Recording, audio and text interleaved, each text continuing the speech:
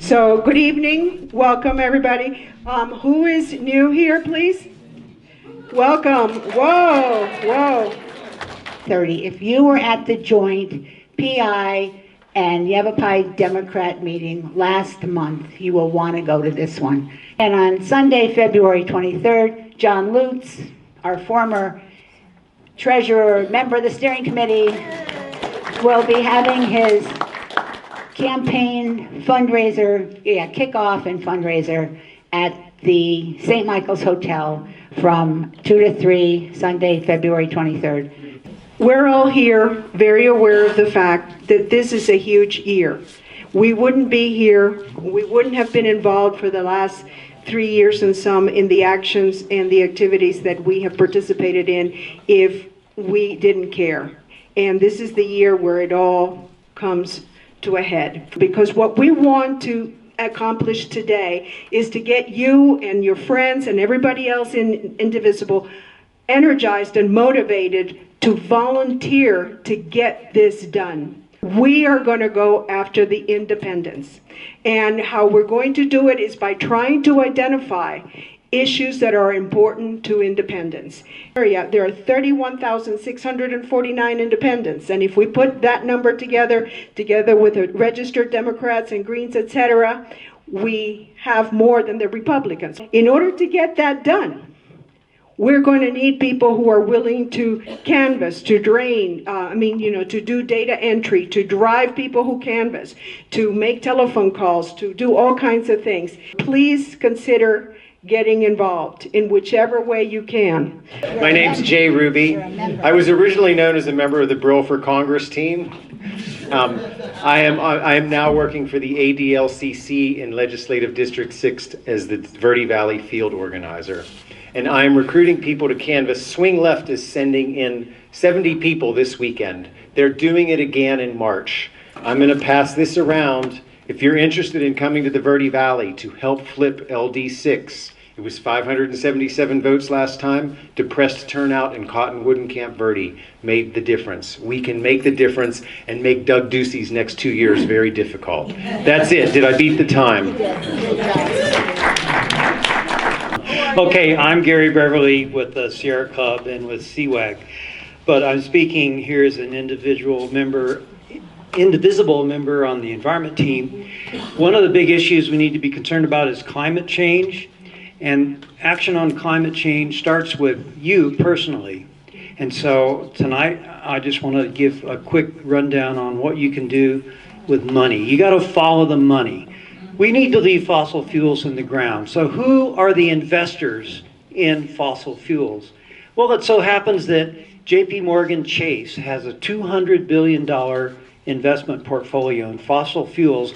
They're the biggest funder of fossil fuels in the world, the biggest funder of fossil fuel expansion in the world, the biggest tar sands funder in the world, the biggest funder of Arctic oil and gas in the world, the biggest funder of coal mining in the world, the biggest funder of liquefied natural gas in the world, the biggest funder of ultra deep water drilling in the world, the second biggest funder of fracking in the world, and the third biggest funder of coal power in the world. Is that a company you want to be involved with and do business with? No. Cut up your credit card, change your bank account, and tell Chase this is not acceptable.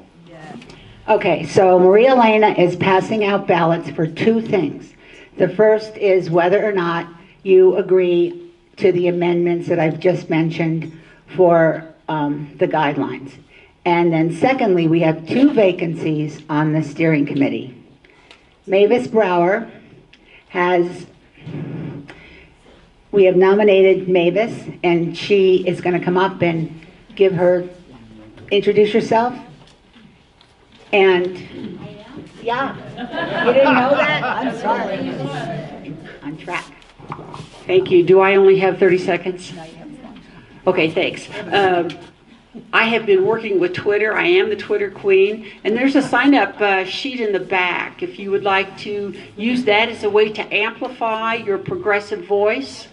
So through this, then I feel like it's time to step up my game and actually be part of the Prescott Indivisible organization. So I hope you vote for me. I'm the only one on the ballot, okay?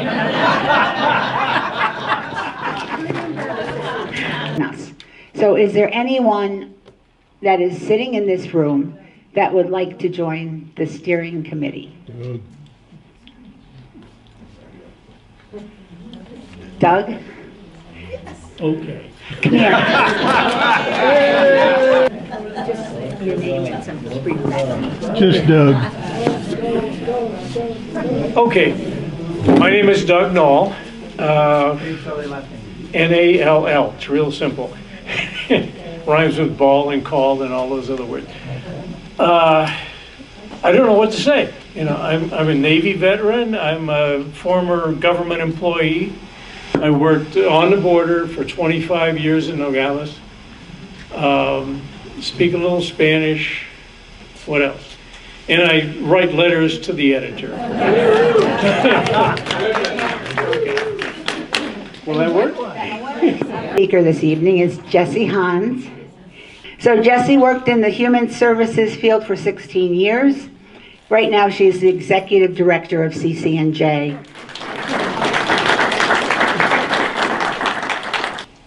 For those of you who don't know, CCJ, our mission is ending and preventing homelessness in Prescott.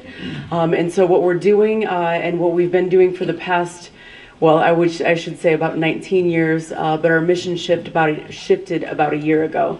We had been serving those in poverty in a number of ways, and we took a little bit of a shift and said, you know what, we're going to end homelessness, and then we will get to a point where we're preventing homelessness through making sure people aren't falling into that realm.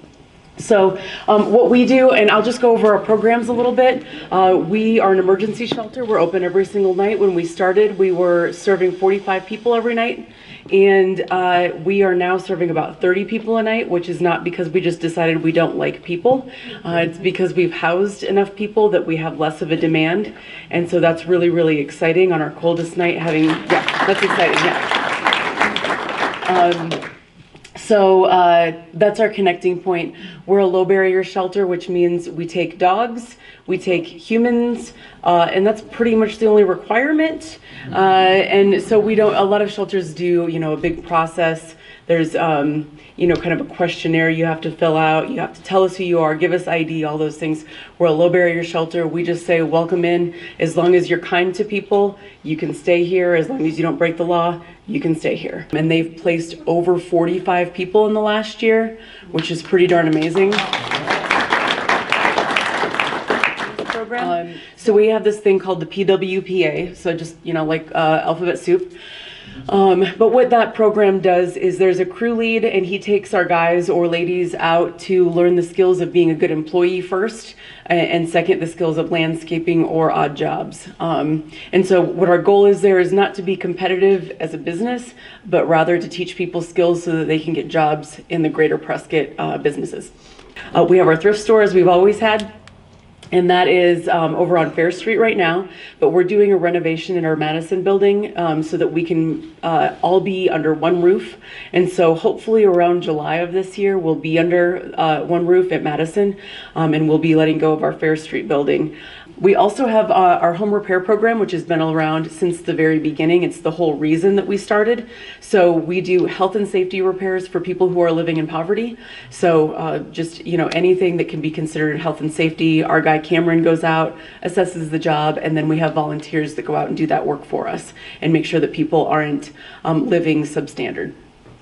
And then the last thing that I get super excited about, so I might start talking fast and loud, is housing. So one of the things that we learned upon emergency shelter is, you know, we put all these pieces together. People said, well, I need somewhere to lock my things up. I need a safe place to sleep. I need a place to go to the bathroom. And so as we were doing this work, we realized that's a house, like which seems like common sense now. But so what we like to talk about is that the solution to homelessness is a house.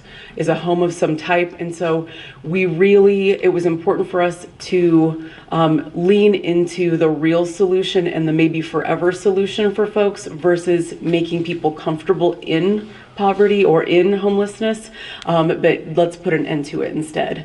We're constantly meeting with our clients to say, what are your greatest needs, and how can we meet those needs so that it's actually suited to you.